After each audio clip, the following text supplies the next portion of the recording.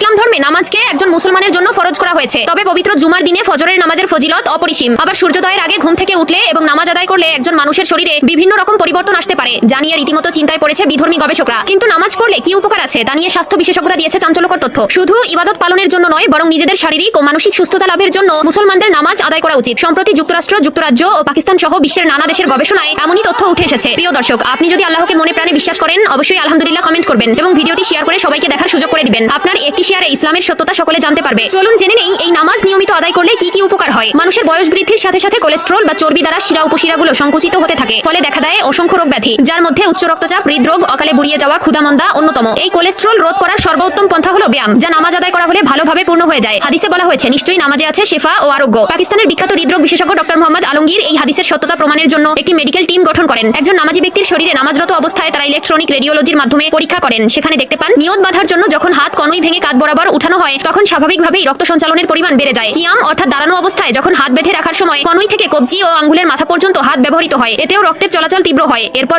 রুকুর সময় হাঁটু, কনুই, কবজি এবং কোমরের জয়েন্ট প্রবলভাবে ঝাঁকুনি দেয়, এতে রক্ত সঞ্চালন বেড়ে যায়। সেজদাতে হাত, পা, পেট, পিঠ, কোমর, উরু ও শরীরের সবগুলো অঙ্গ প্রত্যঙ্গ জোড়া নাড়া পড়ে এবং টানটান থাকে। এমতো অবস্থায় রক্ত মস্তিষ্ক পর্যন্ত সঞ্চালিত হয়। তাশাহুদের বৈঠকের সময় কোমর থেকে পা পর্যন্ত রগগুলি টানটান হয়ে থাকে, এতে রক্ত সঞ্চালন বৃদ্ধি পায়। সবশেষ সালাম ফেরানোর সময় গর্দানের দুই দিকের জোড়াগুলো কাজ করে এবং গর্দান